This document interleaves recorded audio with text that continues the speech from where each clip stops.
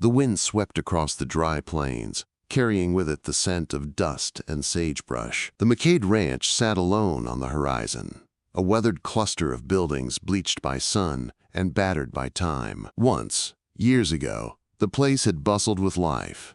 Laughter from the porch, the sound of children chasing dogs in the yard, the soft voice of a woman humming while she hung laundry to dry. Now, silence lay heavy across the land, broken only by the groan of a gate swinging in the breeze or the occasional lowing of cattle in the distant fields. 'Lias McCade rose with the dawn, as he had every morning for the better part of his 60 years. His bones ached with the effort of climbing out of bed, his left knee stiff from an old injury that had never healed right. He rubbed his beard, now more gray than black, and sat for a moment on the edge of the bed, listening to the familiar creaks of the old ranch house. The air smelled faintly of wood smoke and dust. He pulled on his boots, tugged his hat low against the morning glare, and began his daily routine. The barn greeted him with the warm, earthy smell of hay and horses. His gelding, a steady brown beast named Cooper, nickered softly at the sight of him. Elias patted the horse's neck before moving to the feed trough, muscles working automatically.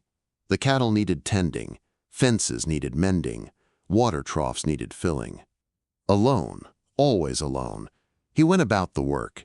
There were moments when he caught himself talking out loud, the way he used to when his wife Mary was still alive. He would murmur about the weather, or curse under his breath when a fence post leaned crooked, half expecting to hear her reply with that soft laugh of hers. But the air always answered with silence.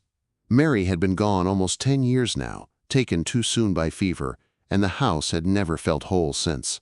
His children had grown, scattered eastward in search of lives of their own. Letters arrived less and less often. The ranch, once filled with family, had shrunk to just Elias and the animals, and the loneliness pressed in like a second skin. By mid-morning, Elias had hitched the wagon and set off toward town.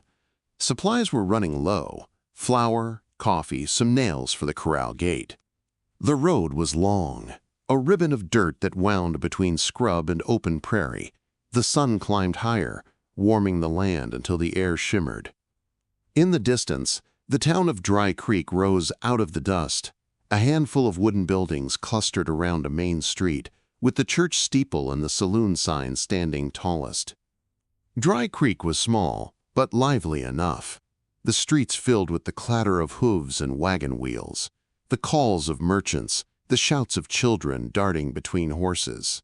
Cowboys leaned against hitching posts, spurs glinting as they spat into the dirt and watched the world go by. Women in faded calico dresses hurried with baskets on their arms. Every building seemed sun-worn and weary, yet there was a pulse of survival here, a stubbornness that kept the little town alive.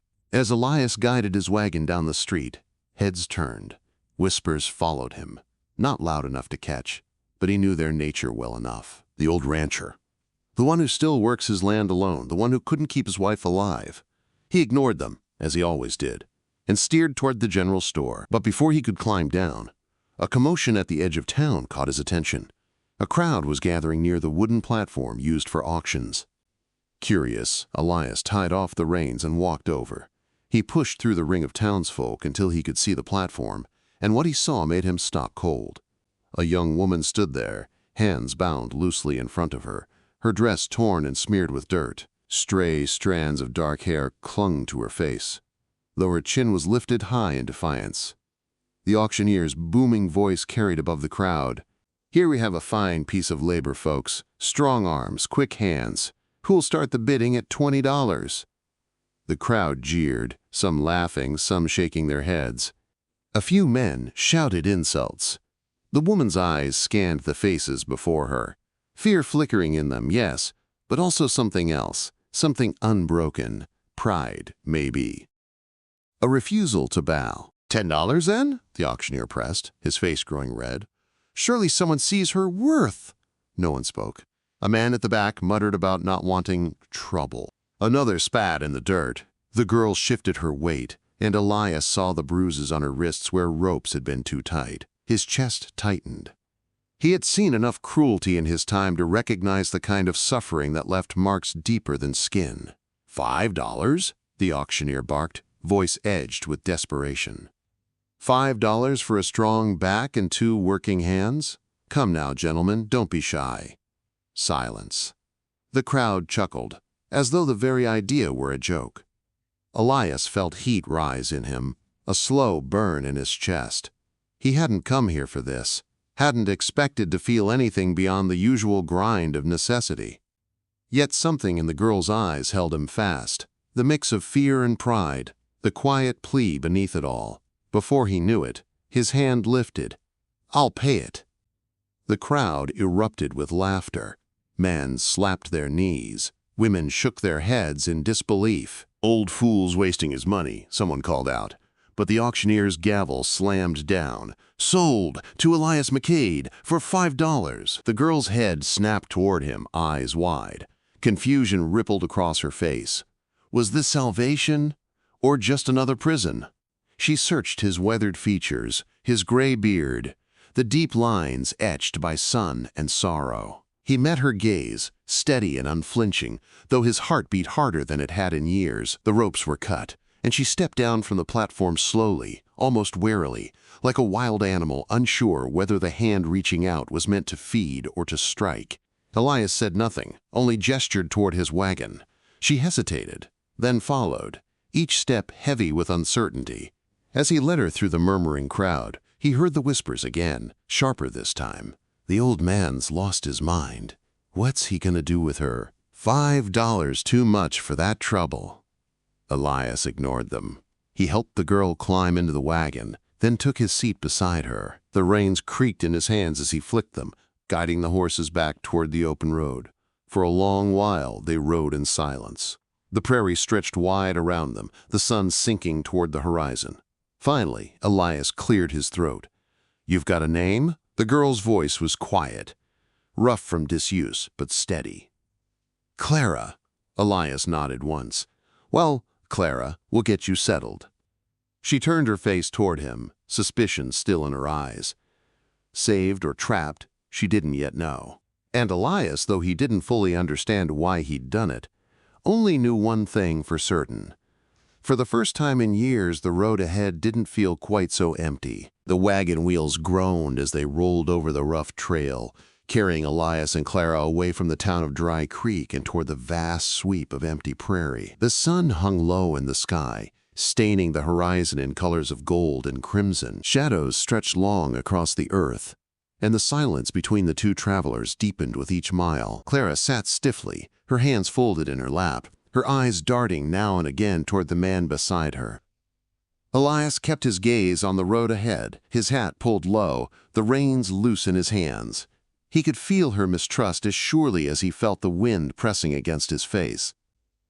The girl was thin, her dress threadbare, her shoes worn down to the sole. Dirt smudged her skin, but beneath it her features were fine, her posture proud, despite the day she had endured. He guessed she could not have been more than 20. Her eyes, though, carried the weight of someone older, someone who had already seen too much of the world's cruelty. "You'll have a bed to sleep in tonight," Elias said at last, his voice rough from disuse. "And food. That's more than they would have given you back there." Clara said nothing. Her fingers tightened in her lap, her shoulders stiff. He did not press her. Trust was not a thing given quickly. By the time they reached the ranch, the sky had gone dark, and stars pricked the heavens. The house loomed out of the shadows, its white paint long since peeled away, its porch sagging with age. Beyond it, the barn stood solid, a comforting shape against the night. Cattle lowed softly in the distance.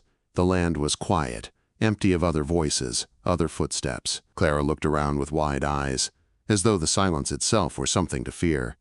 Elias climbed down first and offered a hand. She hesitated, staring at the calloused palm, then climbed down on her own. He did not take offense. Instead, he led her toward the house, pushing open the door with a creak. Inside, the air smelled faintly of wood smoke and old timber. A lantern flickered on the table, casting warm light across the worn furniture and the rough-hewn floorboards. "This way," he said, guiding her down the narrow hall. He opened the door to a small bedroom. The bed was simple but clean, with fresh blankets folded across it. A pitcher of water and a basin sat on the dresser. "It ain't much," Elias admitted, "but it's yours. You'll sleep better here than you did in town." Clara stepped inside slowly, as though expecting a trick. Her gaze swept the room, pausing on the bed, then the water, then back to Elias. She looked suspicious still, but also weary, the exhaustion of the day pulling at her. "I'll leave you be," Elias said. "There's stew on the stove if you've a mind to eat. I'll be up early, work to be done." He gave a small nod and stepped back, closing the door gently behind him. For a long time he stood in the hall, staring at the door, listening to the faint creak of the floorboards within. He wondered what devil had taken him, raising his hand at that auction. $5 for a stranger, a girl with no family, no place to belong. Perhaps he had been a fool. Perhaps he had been guided by Mary's memory, her voice whispering that no one deserved to be left alone. He sighed and went to the kitchen, where the stew pot simmered low. He left a bowl on the table for her, then took his own into the quiet of the sitting room. Clara did not come out. Not that night, nor the next morning when the rooster crowed and Elias saddled his horse. She stayed in the little room, wary, like a bird in a cage not yet sure whether the door was open. Elias let her be. He worked the morning as always, mending fences, checking the herd, his limp slowing him but never stopping him. When he returned, he saw the stew bowl had been emptied, the water pitcher drained. A small sign, but a start. The days slipped by, each much like the last. At first, Clara barely left her room, emerging only when Elias was out working. But slowly, bit by bit, she ventured further.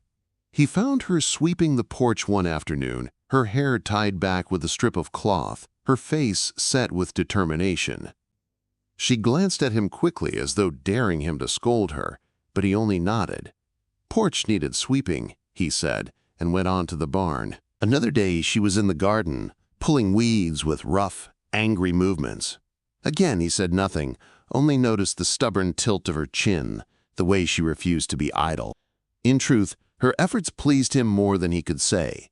For too long, the house had been silent, the garden overgrown, the chores endless. Her hands brought life back to the place, though she spoke little to him. One evening, as the sun sank low, he found her standing by the corral fence, watching the horses. Cooper nickered softly at her, stretching his neck toward her hand.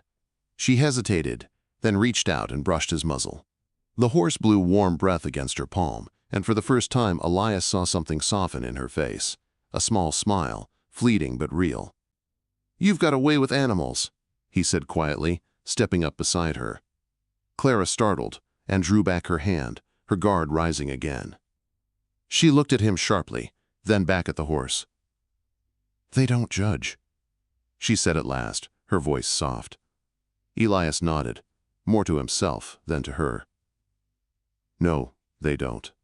It was not much, but it was a beginning. Weeks passed, the rhythm of ranch life slowly weaving Clara into its fabric.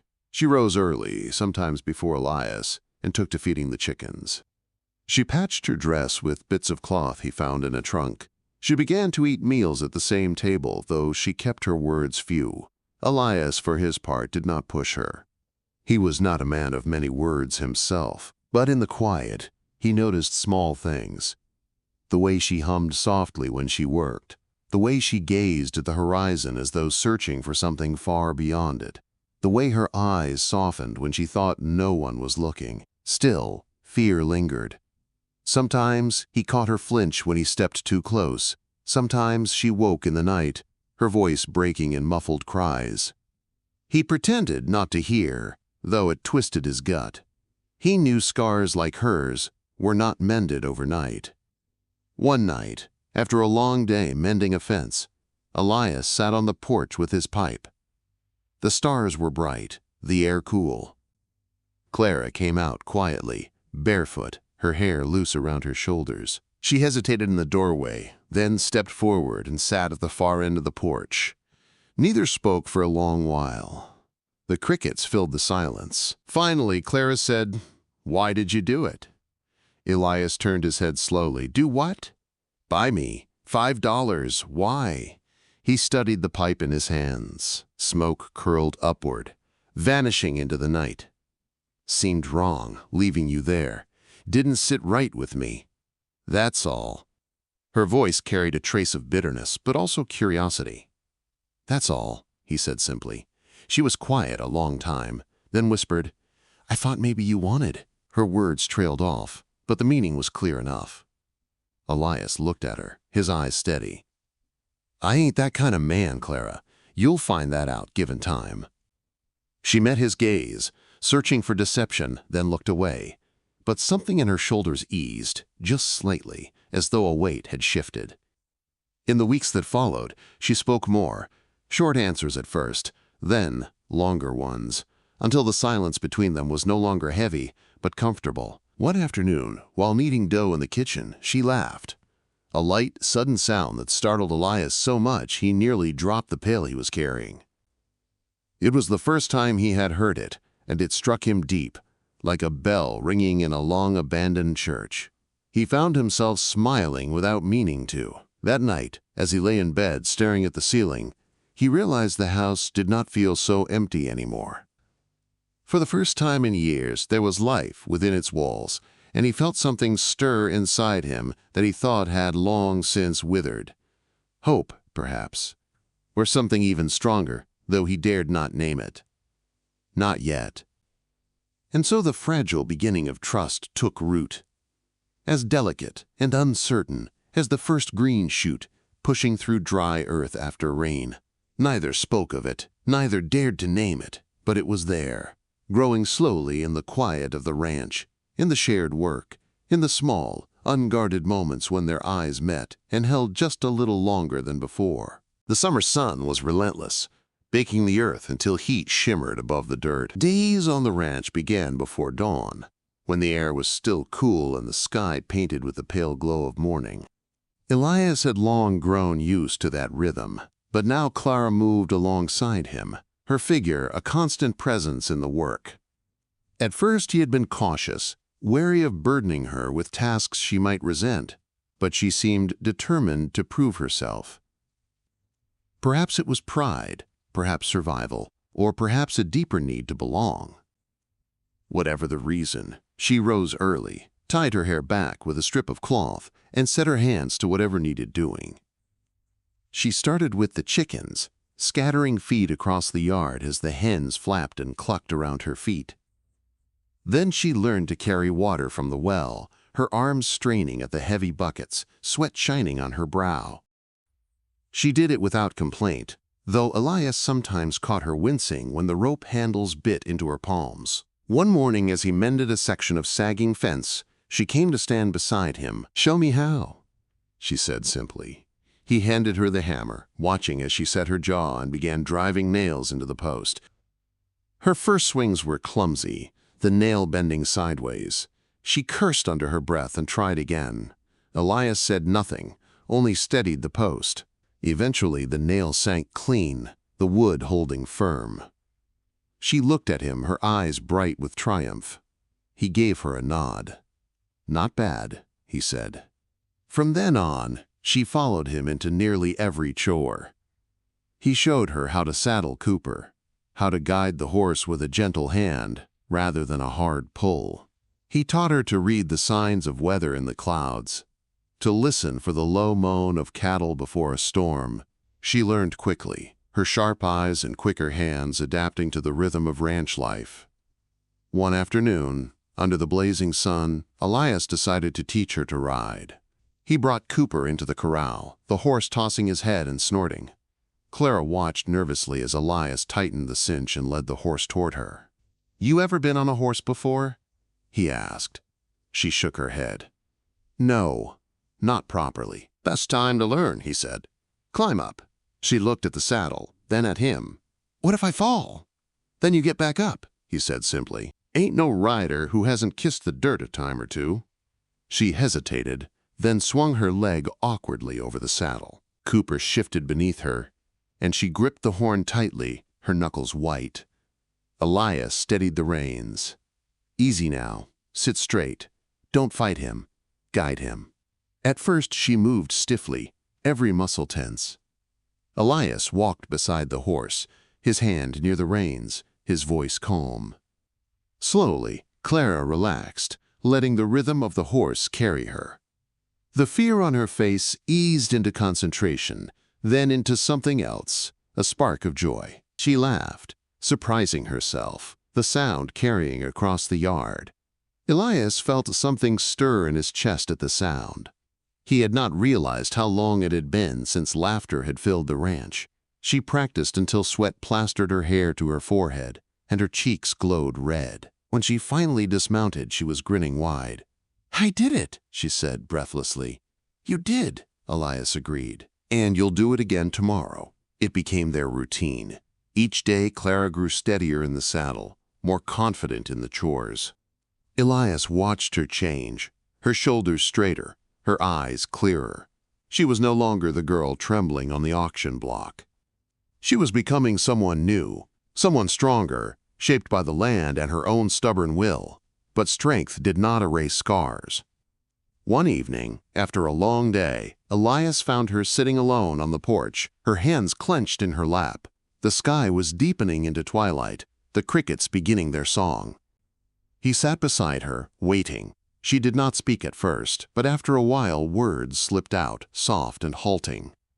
"My father owed money," she said, "more than he could pay. When he died, they said the debt was mine. I didn't even know the man half that money went to. They came in the night, took me from my bed, sold me off like I was no better than livestock." Her voice trembled, but her eyes were dry, hardened by the memory. Elias felt anger coil in him, anger at men who had stripped dignity so easily, at a world that allowed it. "They had no right," he said quietly. She gave a bitter laugh. "Rights don't matter much when you're poor and alone." He turned his gaze to the horizon. "Maybe not in town, but here, on this land, you've got as much right as I do. Don't forget that." She studied him, her expression unreadable, then looked away. But something in her posture eased, the tightness in her shoulders loosening just a little. A week later, Elias took her into town with him. Supplies were needed, and she had insisted on coming. The streets were busy, filled with wagons and riders. People turned to look as they passed, their whispers sharp. "That her?" someone muttered. "The girl he bought?" "Fool's gone soft in the head," another said. Clara heard it all, her face pale but set in stubborn lines. Inside the general store, she moved quickly, helping gather flour and beans, her head high despite the stares. But as they left, a group of cowboys lounging near the hitching post called out. "Hey, old man," one drawled. "How much for the girl? We'll give you $10, double your profit." Laughter erupted. Clara stiffened, her face flushing with shame and fury. Elias turned slowly, his eyes cold. "She's not for sale," he said flatly. The cowboy smirked. "Didn't figure she was free, neither." Elias stepped closer, his presence hard as stone. "You boys best find another way to amuse yourselves." Something in his voice, low and steady, made the laughter die. The cowboys muttered and turned away. Elias guided Clara back to the wagon without another word. She sat rigid beside him on the ride home, her hands clenched. "I don't want to go back there again," she said finally. "You don't have to," Elias answered. The ranch was safer, quieter. But Clara's pride was wounded, and Elias could see it. That night, as she sat by the fire, she whispered, "I don't want to be seen as a thing anymore." He looked at her, his weathered face solemn. "Then don't. Hold your head high, Clara.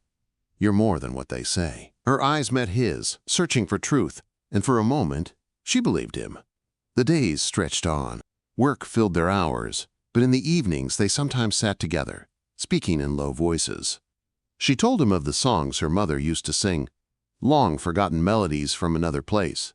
He told her of Mary, of how she used to hum while she baked bread, of the way she smiled at him across a crowded room. His voice grew rough when he spoke of her illness, of how helpless he had felt. Clara listened, her eyes soft, and for once he did not feel alone in the memory. As summer deepened, the bond between them grew.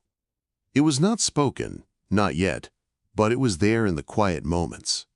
the way Clara's laughter filled the kitchen, the way Elias found himself watching her as she worked, the way their silences no longer felt heavy but shared. They were two souls, scarred by life, finding strength not just in themselves, but in each other.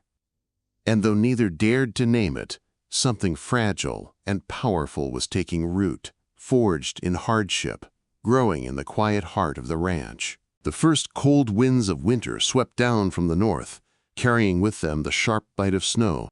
The prairie, once golden and alive with summer grasses, turned pale and brittle. The sky hung heavy with gray clouds that promised storms. At the ranch, preparations were constant. Hay stacked high in the barn, fences checked and rechecked, supplies hauled in from town. Clara worked beside Elias, with a determination that surprised even him. She had grown stronger, her once slender frame now hardened with muscle earned from long days of labor. She rose before dawn, wrapped in a shawl, her breath fogging in the cold air, and did not rest until the lamps burned at night. Elias watched her with quiet pride, though he never said it aloud. He saw the way her hands, once soft, were now calloused, the way her face glowed with health, despite the chill. There were moments when, in the dim light of the kitchen, he almost forgot the weight of years between them.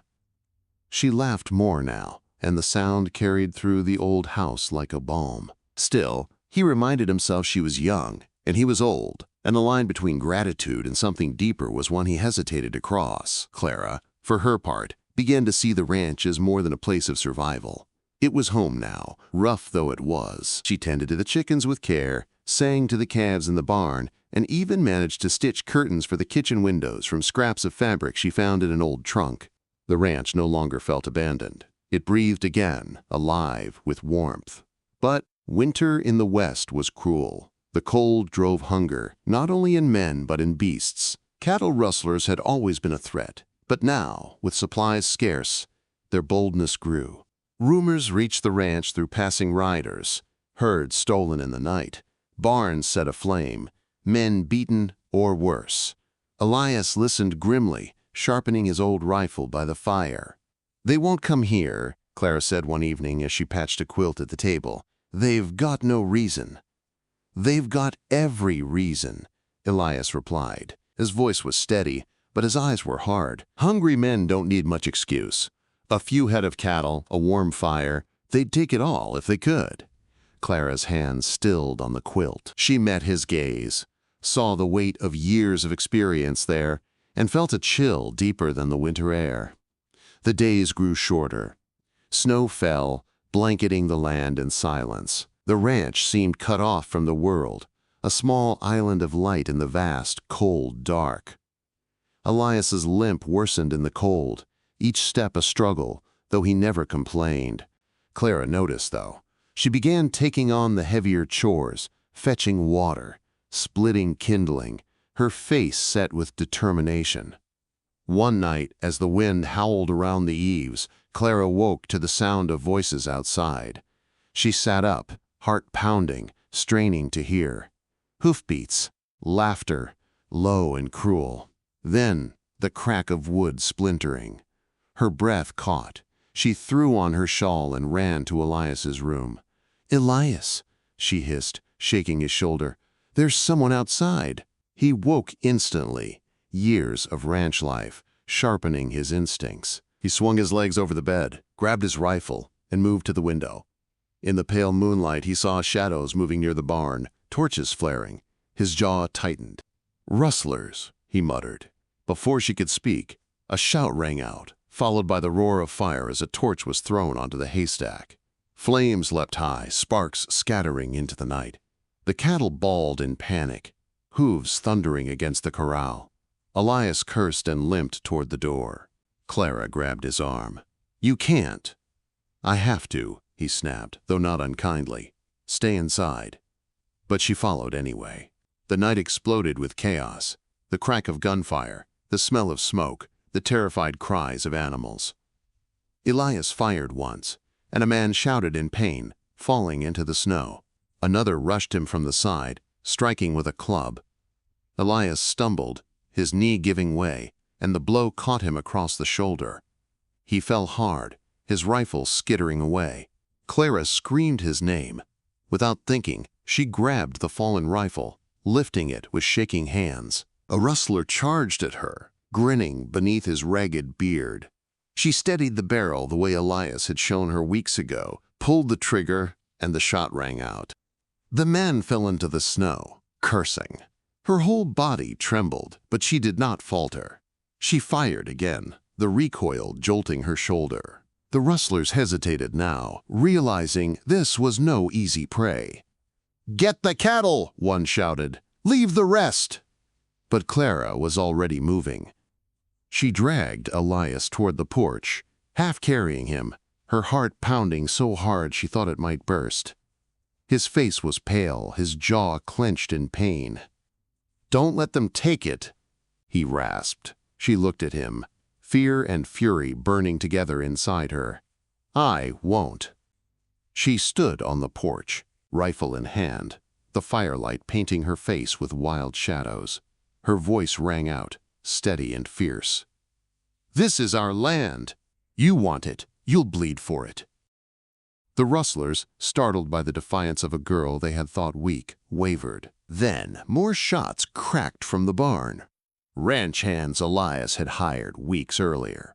Men who had been asleep in the bunkhouse, now roused to defend their home. The fight turned. The rustlers, outnumbered and outmatched, cursed and fled into the night, leaving behind a trail of blood and smoke. When silence returned, Clara dropped the rifle, her hands shaking uncontrollably. She turned to Elias, who leaned against the porch post, his face drawn with pain. She fell to her knees beside him, tears spilling at last. "You're hurt," she whispered, pressing her hands to his wound. "I've been worse," he said with a faint smile, though his eyes were heavy. You saved us." She shook her head, choking back a sob. "I thought I'd lose you." "You won't," he murmured. "Not tonight." The ranch hands carried him inside, laying him on the bed. Clara worked through the night, tending his wounds, her hands steady even as her heart trembled. She boiled water, tore strips of cloth for bandages, pressed against the bleeding until it slowed. Elias drifted in and out of consciousness, but whenever his eyes opened, he found her there, her face fierce with determination. Hours passed, the fire in the hearth, burning low. At last, when his breathing steadied, she sank into the chair beside the bed, exhaustion overwhelming her. Her head bowed, her hand still gripping his. Morning came slowly, light seeping through the frost-covered windows. Elias stirred, groaning softly. Clara woke with a start, her eyes red from weeping. She leaned close, her voice breaking. "You scared me half to death," she said. He studied her face, pale and drawn from worry, and felt something warm stir in his chest despite the pain. "You were brave," he whispered. She shook her head, tears glistening again. "I was terrified." "Bravery ain't about not being afraid," Elias said softly. "It's about standing your ground even when you are." Her lips trembled. She pressed his hand against her cheek, closing her eyes. "I couldn't let them take everything. Not you, not the ranch, not after all we've built." He wanted to say more, to tell her what swelled in his heart, but the words caught in his throat. Instead, he squeezed her hand gently, his eyes speaking what his voice could not. In that moment, something unspoken passed between them, something stronger than gratitude, deeper than duty. It was a bond forged in fire and blood, in shared struggle and fierce devotion. And though neither said it aloud, both knew the truth. They belonged to each other now, in a way that no rustler, no storm, no cruel world could ever take away. The ranch had survived the night. The barn was scorched, the cattle restless, but the land still stood, and so did they. Clara stepped outside into the pale winter sun, her breath clouding in the cold. The air was sharp with the smell of smoke, but above it all rose the clear, endless sky. She lifted her face to it, her heart heavy yet full. and whispered a vow to herself. She would never run again, never be taken, never bow. This was her home now, and Elias was her home too. Whatever storms lay ahead, she would face them, by his side. The snow melted slowly that year, the prairie shaking off the grip of winter with a stubborn patience. Icicles clung to the eaves, dripping steadily as the sun grew stronger each day. The land softened, revealing patches of brown earth, then shoots of green. Life returned in small, hesitant steps, as though uncertain whether it was truly safe to bloom again. Inside the ranch house, Elias McCade lay in his bed, recovering from the wounds he had suffered in the rustler attack. His shoulder bore an angry scar where the club had struck him, and his knee ached worse than ever, but he lived, and for that he gave silent thanks each morning. He was not a man who prayed often, but when he opened his eyes and saw Clara sitting at his side, her head bent over sewing or her fingers mending his shirts, he felt something close to a prayer rising inside him. Clara had not left him once through the long weeks of his healing. She rose early, tending to the animals, hauling wood for the fire, cooking meals, and then returned to his side with quiet diligence. She was stronger now, her body hardened by the labor of winter, and her spirit tempered by the night of fire and blood. But though her hands were rough, her care was gentle. She changed his bandages with patience, spooned broth to his lips when he was too weak to lift the bowl, and sat with him through long nights when pain stole his sleep. At first Elias had fought her attention, grumbling that he was no invalid, that he could manage on his own. She silenced him with a look, her eyes fierce, and said, "You kept me from being alone in the world. Now let me keep you." He had no answer for that. He accepted her care, though his pride smoldered, and with time he found himself grateful, even humbled, by the depth of her devotion. The ranch bore its own scars. The barn roof was blackened where flames had licked at it, and one wall had to be rebuilt entirely. The fences had been broken in places, the cattle scattered. But Clara, with the help of the ranch hands, set to work. She wielded a hammer as well as any man, her skirts tucked high, her hair tied back, sweat streaking her face as she pounded nails and lifted planks. The men respected her quickly, for she asked no quarter and gave none. By the time spring had fully come, the ranch stood strong again, alive with the bawling of calves and the clatter of hooves. Elias watched from the porch, his body slowly mending, his pride swelling at the sight of her. More than once he caught himself thinking that Mary would have smiled to see the house so full of life again, the yard ringing with the sounds of work and laughter. But then guilt pricked him, guilt that his thoughts lingered not on Mary, but on Clara, on the curve of her face in the sunlight, on the steadiness of her gaze when she looked at him. He told himself it was wrong, that he was too old, that she deserved someone younger, someone unburdened. But his heart did not listen. One evening, when the sky was painted with the soft glow of sunset, Elias called Clara to the porch. He held a folded piece of paper in his hand, its edges worn from where he had touched it, again and again in thought. She came, wiping her hands on her apron, her hair loose from the day's work. She looked at the paper curiously. "What's that?" she asked. He cleared his throat, his voice rougher than usual. "Your freedom." Her eyes widened. He held the paper out, not meeting her gaze. "You don't owe me anything, Clara. You never did. This makes it clear. You're free to go, to make your own life, away from this place if you wish." For a moment, silence hung heavy between them. Then Clara stepped forward, her hands trembling slightly as she took the paper.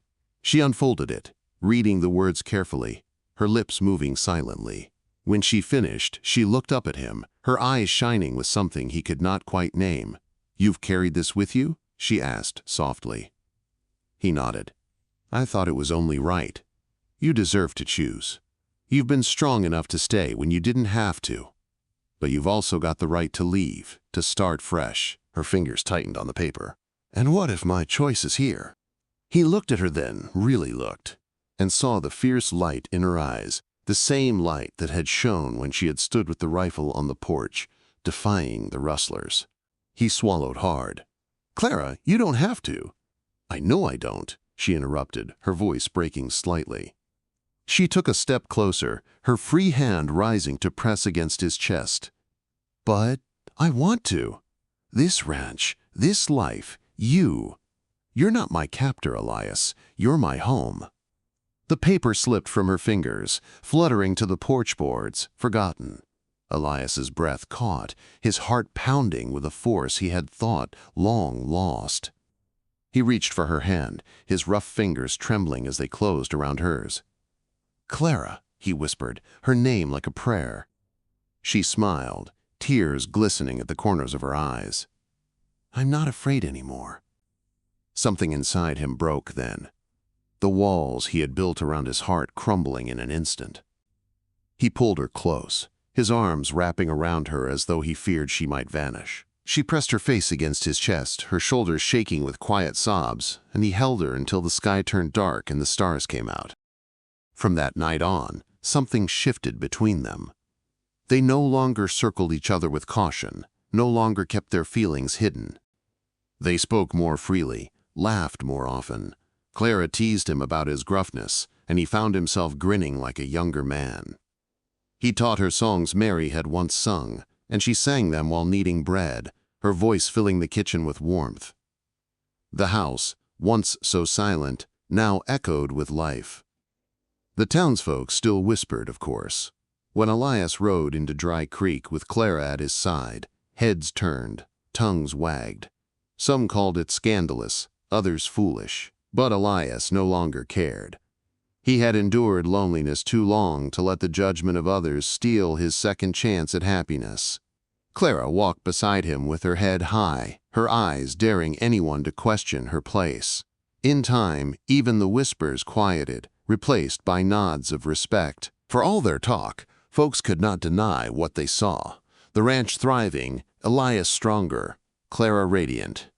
As spring ripened into summer, the land bloomed. Calves grew fat on the grass. The garden flourished under Clara's care, and the house brimmed with warmth. One evening, as the sun set in a blaze of gold, Elias and Clara walked together across the pasture. The cattle grazed peacefully, the air rich with the scent of earth and grass. Elias paused, his gaze sweeping the horizon. He had walked this land all his life, seen it in drought and flood, in harvest and ruin, but never had it looked so beautiful as it did now, with Clara's hand in his. "You saved me," he said quietly. She turned to him, puzzled. "I? You were the one who saved me." He shook his head. "No, I thought my life was over. I thought I'd die here, alone. But then you came, and I don't feel alone anymore." Her eyes softened, and she leaned her head against his shoulder. "Then we saved each other." They stood there until the stars pricked the sky, the land stretching out before them like a promise. In the days that followed, their bond deepened into something unshakable. Clara no longer feared the night, for she knew she was safe. Elias no longer dreaded the silence, for it was filled with her laughter. Together they faced the endless work of the ranch, the challenges of the land, the gossip of the town. And together they triumphed. The story that had begun with $5 at a dusty auction ended not in despair, but in love. A love forged in hardship, tempered in fire, and sealed beneath the wide, endless sky of the frontier. And as Elias and Clara walked hand in hand across the pasture, their shadows long in the setting sun, both knew they had found what they thought they had lost forever: home, hope, and a heart to share it with. In the wide and untamed frontier, Elias and Clara proved that love can rise from the most unlikely beginnings. What started with $5 at a dusty auction grew into a bond worth more than gold: a home, a family, and a future built on trust and devotion. Their journey reminds us that even in the harshest of places, love can heal the deepest wounds and bring light back to the darkest hearts. If you enjoyed this tale, be sure to subscribe to Wild West Love Chronicles so you don't miss more heartwarming stories of love, courage, and second chances on the frontier.